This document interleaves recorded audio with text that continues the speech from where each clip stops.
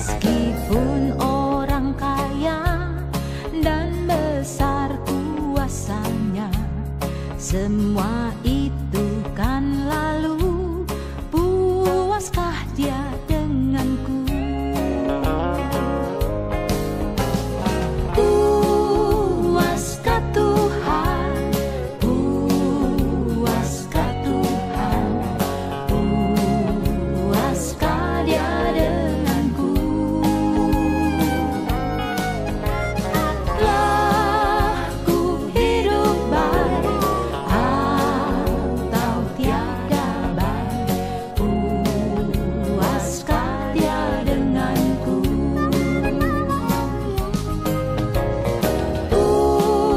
Puaskah Tuhan? Puaskah Tuhan? Puaskah dia denganku?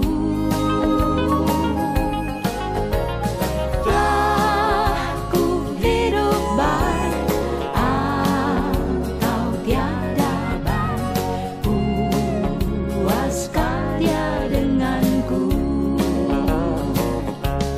Bila dia datang pulang menjumpai kita semua, baginya ku sobatkah atau setru? Akan senang Tuhan nanti ataukah bersedih hati? Berimanku selalu, puaskah dia denganku? Berimanku selalu, puaskah dia denganku?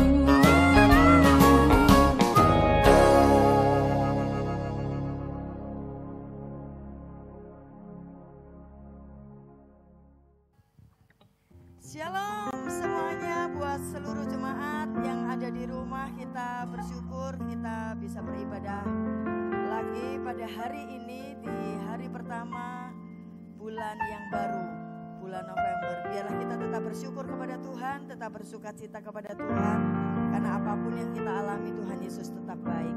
Mari kita mau memuji dan menyembah Tuhan terlebih dahulu. Bersyukurlah kepada Tuhan sebab Tuhan baik.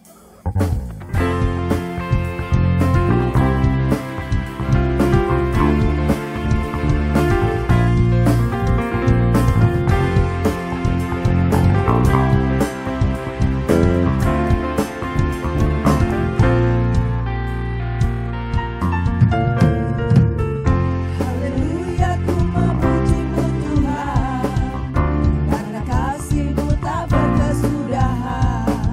Biar yang bernafas memuji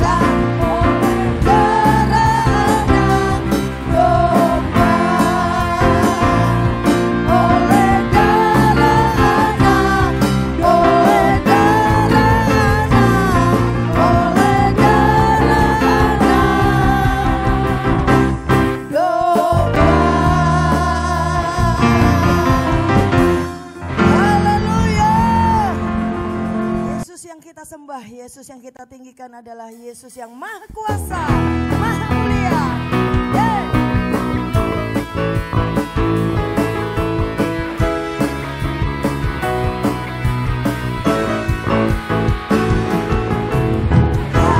Terlukiskan kasih yang Kau berikan, karya termegah, tiada bandingannya.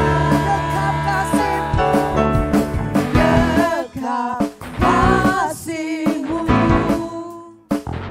setia menjagaku,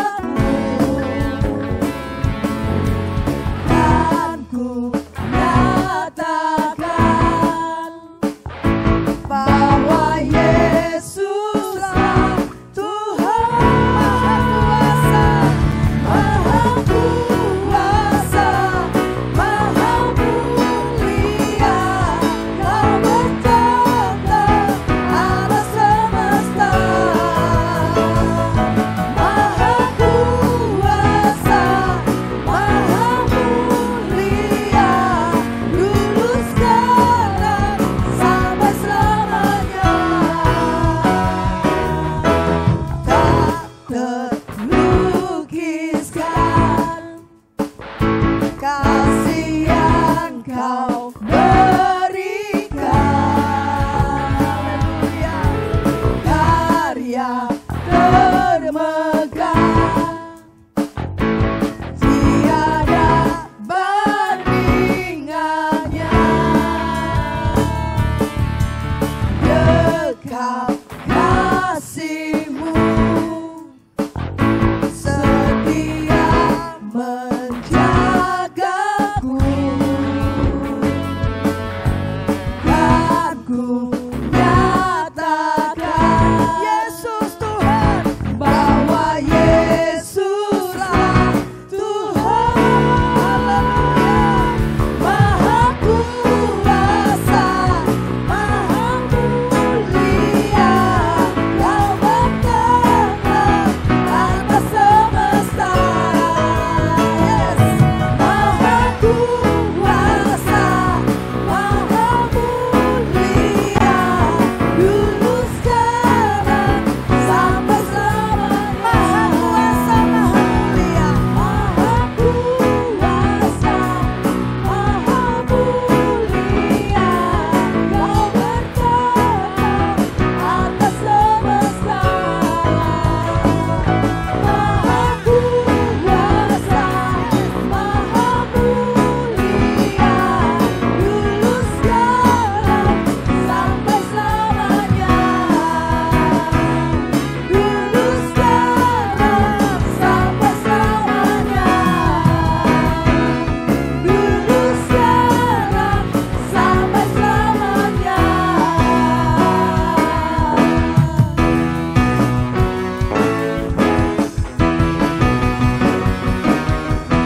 Haleluya. Sampai kapanpun Yesus adalah Tuhan dalam hidup kita. Dan Yesus yang mulia, Yesus yang sudah mengorbankan hidupnya bagi kita. Pengorbanannya sempurna dalam hidup kita. Pengorbanannya luar biasa dalam hidup kita. Haleluya.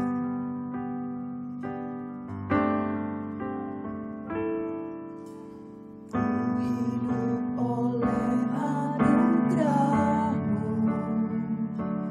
yang terbaik ku terima dari-Mu. Rancangan-Mu indah bagiku.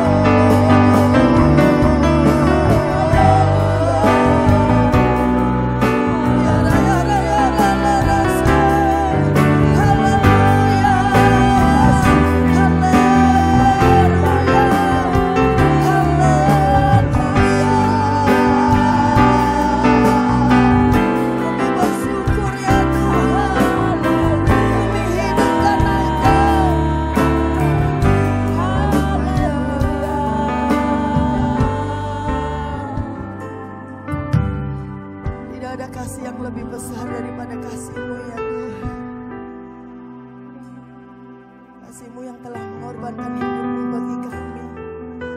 Ajari kami setiap saat, setiap hari bersyukur, mengingat terus setiap kebaikan dan pengorbanan-Mu. Hari ini kami mau Tuhan terima firman-Mu. Biar firman yang kami dengar, firman yang meneguhkan, menguatkan, dan membuat kami makin melekat lagi dengan Engkau. Kami siap terima firman-Mu Tuhan, urapi hamba-Mu. Di dalam nama Tuhan Yesus Kristus, haleluya. Amin. Shalom. Saudara-saudaraku, langsung saja kita kepada firman Tuhan yang saya akan sampaikan pada saat ini dengan judul diselamatkan untuk melakukan kehendak Bapa. Nah, ini penting sekali ya. Jadi kita ini diselamatkan untuk apa? Melakukan kehendak Bapa.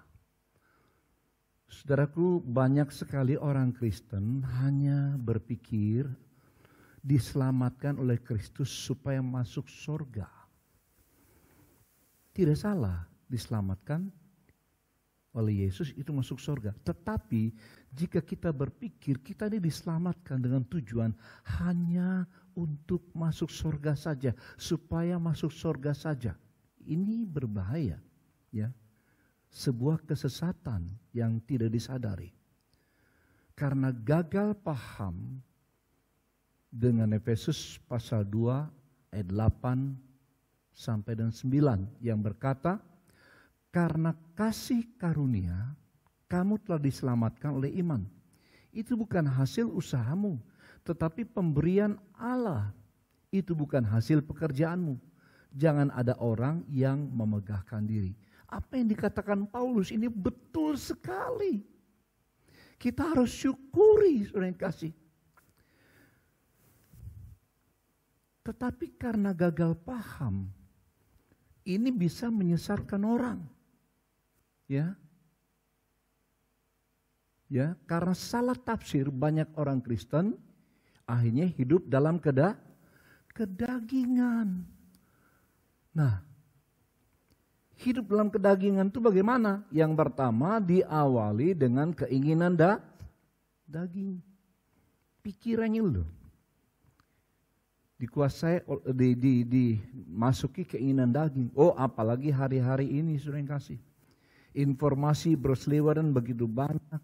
Setiap orang punya HP, ya. Tidak salah punya HP. Sangat menolong. Tapi kalau kita tidak mengendalikan pikiran kita, maka keinginan daging itu akan merasuk dalam pikiran sehingga inginnya melihat hal-hal yang sia-sia. Nah, jika keinginan daging ini tidak dikendalikan, maka lahirlah perbuatan daging, ya. Jadi awalnya keinginan, pikiran, kemudian menyentuh perasaan, kemudian jadi kehendak. Dan ketika kehendak itu makin kuat, maka lahirlah perbuatan daging. Seperti yang tertulis dalam Galatia pasal 5 ayat 19 sampai 21, yaitu perbuatan daging telah nyata, yaitu percabulan, kecemaran, hawa nafsu, penyembahan berhala, sihir, perseteruan, perselisihan, iri hati, amarah, kepentingan diri sendiri, percidraan, roh pemecah, kedengkian, kemabukan, pesta pora, dan sebagainya. Dan Rasul Paulus berkata kemudian, terhadap semuanya itu ku peringatkan kamu, seperti yang telah kubuat dahulu, bahwa barang siapa melakukan hal-hal demikian, ia tidak akan mendapat bagian dalam kerajaan Allah. Artinya kalau dia tidak bertobat, gak selamat. Walaupun dia orang Kristen. Walaupun dia majelis gereja. Sekalipun dia pendeta. Saudara yang kasih, ini hal yang serius sekali, ya. Jadi kita harus menjaga pikiran kita terhadap keinginan daging, ya, supaya tidak melahirkan perbuatan-perbuatan daging. Saudaraku, kita lihat apakah keinginan daging itu dampaknya bagaimana, seperti apa. Keinginan daging adalah satu, perseteruan terhadap Allah. Keinginan daging menyebabkan seseorang menjadi musuh Tuhan, berantem sama Tuhan. Tanpa disadari. Yang kedua, kenapa begitu? Karena ia tidak takluk kepada hukum Allah. Ya, keinginan daging itu tidak akan takluk kepada hukum Allah. Hal ini memang tidak mungkin bagi keinginan daging untuk tunduk kepada Allah. Karena itu, mereka yang hidup dalam daging tidak mungkin berkenan kepada Allah. Jika seorang Kristen hidup dalam kedagingan, itu tidak mungkin berkenan kepada Allah. Maksudnya demikian. Next. Itu sebabnya Tuhan Yesus memberikan peringatan. Bukan setiap orang yang berseru kepadaku, Tuhan, Tuhan, akan masuk ke dalam kerajaan sorga. Melainkan dia yang melakukan kehendak Bapa-Ku di sorga. Ini catat baik-baik, saudara yang kasih. Kita diselamatkan, kita ditebus bukan tujuannya untuk langsung bisa nyelonong ke sorga. Tetapi kita ditebus, kita diselamatkan untuk melakukan kehendak Bapa. Sebab ayat ini jelas sekali, tegas sekali. Ya, bukan setiap orang yang berseru kepadaku, Tuhan, Tuhan. Ya, yang menyebut Yesus Tuhan siapa? Kristen, Katolik. Di luar itu tidak menyebut Yesus Tuhan. Ya, bukan setiap orang yang berseru kepadaku Tuhan, Tuhan akan masuk ke dalam kerajaan sorga. Melainkan dia yang melakukan kehendak Bapa-Ku di sorga. Ya, itu sebabnya sering kasih. Ya, firman ini berlanjut seperti ini, perkataan Yesus. Pada hari terakhir, banyak orang berseru kepadaku, Tuhan, Tuhan, bukankah kami bernubuat demi namamu dan mengusir setan demi namamu dan mengadakan banyak mujizat demi namamu juga? Pada waktu itulah aku akan berterus terang kepada mereka dan berkata, aku tidak pernah mengenal kamu, enyahlah daripadaku, kamu sekalian pembuat kejahatan. Kenapa Tuhan bisa berkata seperti ini, saudara yang kasih? Bukankah ini orang-orang Kristen yang tidak sembarangan? Kenapa? Bernubuat demi nama Tuhan. Ini orang Kristen yang bisa mengusir setan dan melakukan banyak mujizat. Tapi kok bisa Tuhan berkata, aku tidak mengenal kamu. Enyahlah daripadaku, kamu sekalian pembuat kejahatan. Mungkin di awal kekristenan mereka atau di awal pelayanan mereka, mereka bersungguh-sungguh dengan Tuhan. Ini juga menjadi peringatan bagi kita.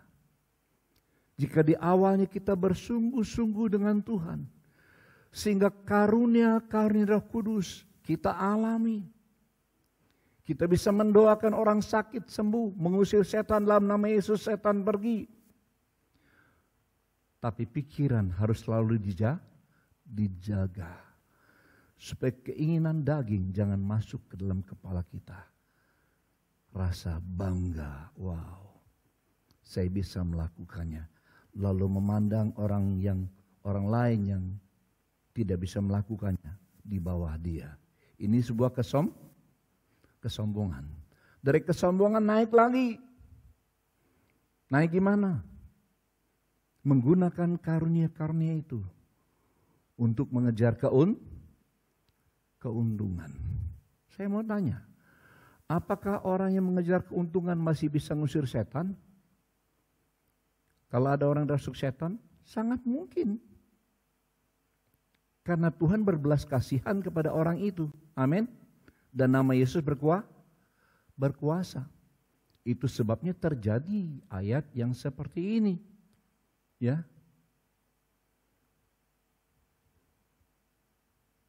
Pada hari terakhir banyak orang akan berseru kepadaku, Tuhan, Tuhan, bukankah kami bernubuat demi namamu? Hati-hati sering kasih. Hari-hari terakhir ini banyak orang yang bernubuat demi nama Yesus. Sebentar-sebentar berkata, Tuhan berkata kepada saya. Tuhan berkata kepada saya. Tuhan berkata kepada saya. Terus demikian. Sehingga perkataannya sendiri yang Tuhan berkata kepada saya, itu lebih tinggi daripada Alkitab. Hati-hati dengan yang demikian. Jadi kita diselamatkan bukan hanya untuk masuk surga, melainkan untuk melakukan kehendak Bapa. Nah, karena itu setiap orang yang mau menjadi murid Kristus, bukan hanya menjadi orang Kristen saja. Pertama, dia harus sudah lahir baru. Seperti yang dikatakan Yohanes 3 ayat 5 sampai 6. Jawab Yesus, Aku berkata kepadamu, sesungguhnya jika seorang tidak dilahirkan dari air dan roh, ia tidak dapat masuk ke dalam kerajaan Allah. Apa yang dilahirkan dari daging adalah daging, dan apa yang dilahirkan dari roh adalah roh. Biarlah kita memeriksa hati kita, yakinkah kita, adakah kesaksian dalam roh kita bahwa kita memang sudah lahir baru. Karena setiap orang yang sudah lahir baru pasti ada kesaksian roh dalam dirinya. Demikian kata firman Tuhan. Kemudian yang kedua, ia harus memiliki niat dan ketekunan. Untuk apa? Untuk melakukan kehendak Bapa. Jadi kita harus punya tanggung jawab pribadi untuk melakukan kehendak Bapa, ya. Dan itu harus dimulai dengan niat dan juga ketekunan. Sebab kepadanya sudah diberikan potensi ilahi, kemampuan ilahi saat ia menerima Yesus karena percaya, karena iman. Sebagaimana dikatakan dalam Yohanes pasal 1 ayat 12, tetapi semua orang yang menerimanya diberinya kuasa. Kuasa apa? Supaya menjadi anak-anak Allah. Kata kuasa ini mempunyai pengertian legalitas, diadopsi secara legal menjadi anak Allah. Tapi juga diberikan kemampuan ilahi, ya, kesanggupan ilahi untuk melakukan kehendak Allah, untuk mengalami perubahan dari waktu ke waktu, sehingga kita memiliki karakter Kristus yang lebih lagi dari waktu ke waktu, yaitu mereka yang percaya dalam namanya. Nah, niat dan ketekunan untuk taat kepada Bapa pada akhirnya pasti berhasil karena kita mengandalkan pertolongan Roh Kudus, dan Roh Kudus itu ada di dalam kita. Haleluya. Nah, sebagai penutup, saya ingin katakan Rasul Paulus yang menulis Efesus pasal 2 ayat 8-9 tadi, diselamatkan karena iman, dia juga menasihati jemaat di Filipi sebagai berikut. Hai saudara-saudaraku yang kekasih, kamu senantiasa taat. Karena itu tetaplah kerjakan keselamatanmu, ya. Kerjakan keselamatanmu. Tadi ada niat dan ketekunan untuk melakukan kehendak Bapa. Dengan apa? Dengan takut dan gentar. Bukan saja seperti waktu aku masih hadir, Tetapi terlebih pula sekarang waktu aku tidak hadir. Takut akan Allah. Mengerjakan keselamatan pribadi bukan karena dipantau orang lain, bukan karena dipantau pemimpin, bukan karena dilihat orang lain. Dimanapun kita berada, ketika sendirian, ya, ketika orang lain tidak tahu, kalau takut akan Allah dalam kita, maka kita akan tetap menuruti kehendak Tuhan. Puji Tuhan. Dan kesimpulannya semua adalah selama kita masih hidup, lakukanlah kehendak Bapa. Ya. Sebab untuk itulah kita diselamatkan dalam Kristus. Dan melakukan kehendak Bapa adalah cara yang terbaik menghargai pengorbanan Yesus Kristus yang sudah menderita, sengsara dan mati bagi kita. Enggak ada cara yang paling baik untuk menghargai penderitaan, pengorbanan Tuhan Yesus adalah dengan melakukan kehendak-Nya, sama dengan melakukan kehendak Bapa. Amin. Mari kita berdoa.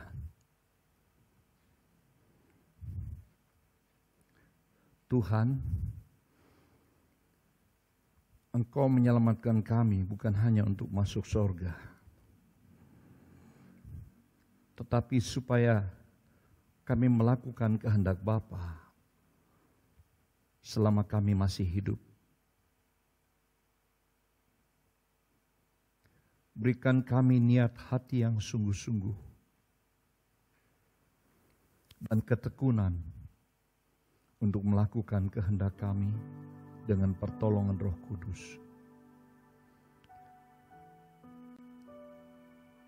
Tak ada cara yang terbaik Tuhan atau lebih baik daripada ini, daripada melakukan kehendak Bapa.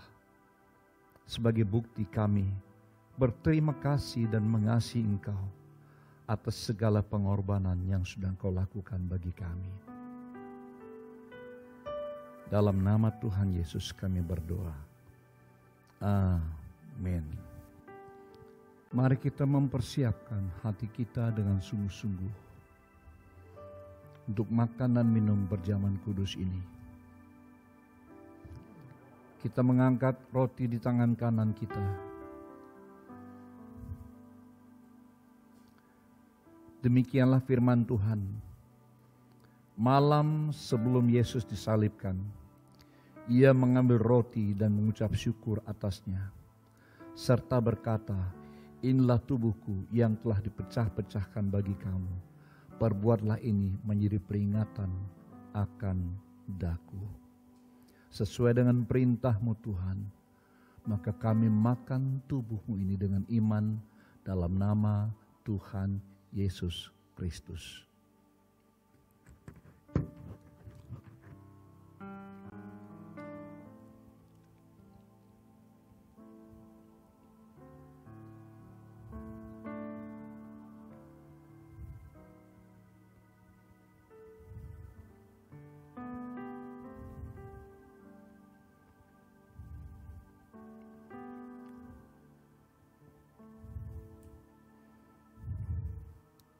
Kita angkat cawan kita. Sesudah itu Yesus mengambil cawan dan berkata, "Cawan ini adalah cawan perjanjian baru yang sudah dimeteraikan oleh darahku. Perbuatlah ini menjadi peringatan akan daku." Tuhan Yesus, karena iman kami percaya cawan yang kami pegang sekarang adalah cawan perjanjian baru yang sudah dimeteraikan oleh darah-Mu. Sebab itu kami minum bersama-sama dalam nama Tuhan Yesus Kristus.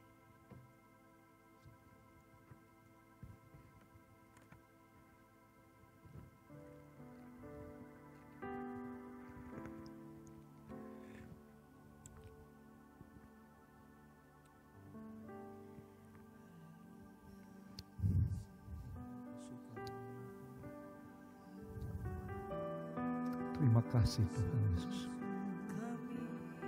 Kami bersyukur kepada-Mu. Terima kasih untuk pengorbanan-Mu. Haleluya.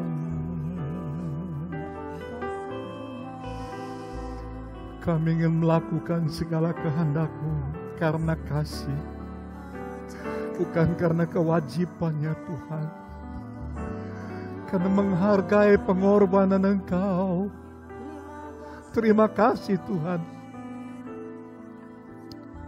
Kami tahu kami tak pernah dapat membalas kasih-Mu, tapi kami bisa melakukan kehendak-Mu sebagai wujud kasih dan terima kasih kami kepada Engkau. Berkati semua jemaat-Mu ya Tuhan. Engkau berkati dalam kasih-Mu. Demi nama Tuhan Yesus kami berdoa. Haleluya. Amin. Mari Bapak Ibu Saudara, kita akan berdoa, kita menaikkan doa syafaat kita. Tuhan, kami bersyukur untuk kasih setia-Mu dalam setiap kehidupan kami maupun keluarga kami. Biarlah kami menjadi jemaat-Mu yang mau melakukan kehendak-Mu ya Bapa. Kami rindu kami terus dipimpin oleh Engkau ya Roh Kudus. Tanggal 28 Oktober yang lalu kami memperingati Hari Sumpah Pemuda. Kami tahu Tuhan, keberadaan generasi muda sangat penting bagi kemajuan bangsa dan negara ini. Untuk itu kami berdoa saat ini bagi generasi muda Indonesia. Tuhan, kami berdoakan mereka boleh mencintai Engkau lebih lagi. Anak-anak muda yang mencari Tuhan, anak-anak muda yang mencintai Tuhan, anak-anak muda yang cinta terhadap tanah airnya. Anak-anak muda yang mau melakukan hal-hal yang berguna bagi bangsa dan negara. Kami berdoa Tuhan untuk generasi muda Indonesia yang sudah percaya kepada Kristus, agar mereka boleh menjadi anak-anak muda yang semakin bijaksana dalam menjalani kehidupan sehari-hari. Sebab segala sesuatu yang akan mereka lakukan itu berdampak bagi negara ini. Kiranya generasi muda Kristen mampu seperti yang Engkau ingini ya Tuhan, yaitu menjadi garam dan menjadi terang di tengah-tengah bangsa dan negara Indonesia ini. Terima kasih untuk bangsa yang besar yang Tuhan Kau beri kepada setiap kami. Bangsa yang makmur, bangsa yang luar biasa indah ini. Kami bersyukur, sebab itu kami berdoa bersyafaat Shalom Indonesia.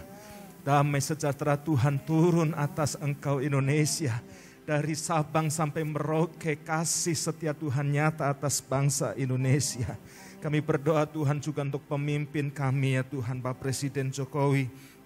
Engkau berikan kepada hamba-Mu ini hikmat yang daripada Engkau ya Tuhan. Engkau memberikan kepada Pak Jokowi Tuhan, oh Tuhan, hal-hal yang baik dalam kehidupannya. Kekuatan dan kesehatan selalu menyertainya ya Bapa. Kami juga berdoa untuk Kota Tegal di mana kami ada. Terima kasih juga untuk Kota Tegal Tuhan. Kami berdoa biar Tuhan kasih setia-Mu juga ada atas kota kami. Khususnya untuk gereja-gereja yang ada di Kota Tegal agar kami boleh bersatu menjadi terang dan garam di tengah kota ini ya Tuhan. Terima kasih. Kami tetap membawa Bapak dan Ibu Gembala kami Tuhan. Berikan mereka juga kekuatan dan kesehatan ya Tuhan. Di masa-masa pandemi ini, mereka tetap melayani Engkau dengan kekuatan yang daripada Engkau. Kami berdoa Tuhan, kiranya Tuhan penyertaan-Mu ada atas mereka. Hamba-hamba-Mu yang setia ini Tuhan sertai. Juga untuk anak, cucu dan menantu ya Tuhan. Terima kasih. Kami berdoa saat ini untuk jemaat-Mu yang sedang sakit. Di rumah maupun di rumah sakit. Kami percaya Tuhan kuasa pilur-pilur-Mu nyata ya Tuhan. Engkau sudah menanggung setiap sakit penyakit kami. Sebab itu kami berdoa di dalam nama Tuhan Yesus Kristus. Dimanapun mereka berada Engkau menjamah Tuhan. Tumpangkan tangan-Mu yang berlubang paku namun penuh kuasa itu atas mereka. Sehingga mereka mendapatkan kesembuhan. Kami juga berdoa untuk yang sakit ya Tuhan. Untuk yang berulang tahun kami berdoa ya Bapa kiranya Tuhan di hari ulang tahun ini mereka boleh mendapatkan kasih setia-Mu ya Tuhan. Mereka semakin dipertajam akan panggilan hidup mereka. Terima kasih Tuhan, terima kasih. Kami mengucap syukur kepada Engkau. Kami menyerahkan doa-doa kami di dalam nama Tuhan Yesus kami berdoa. Haleluya. Amin. Hadapkan wajahnya kepadamu dan memberi engkau damai sejahtera. Tuhan menghadapkan wajahnya kepadamu dan memberi engkau damai sejahtera.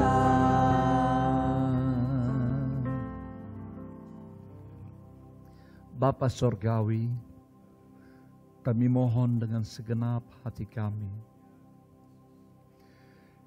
biarlah kiranya Engkau mencurahkan berkat-Mu atas kami semua yang menaruh pengharapan kepada Engkau dengan sungguh-sungguh. Curahkanlah berkat dalam nama Bapa dan nama Anak Yesus Kristus yang kami kasihi dan mengasihi kami, serta penyertaan Roh Kudus senantiasa bersama-sama dengan kami. Demi nama Yesus kami terima semua berkat-Mu. Amin.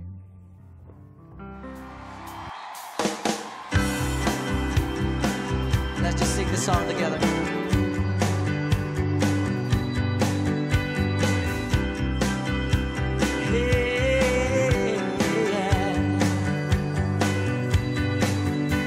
Dalam rembulan, dalam cahaya mentari, di gelap badai dan indahnya pelangi, dalam tangisan dan wajah berseri, dan ku temukan kasih terbesar bagi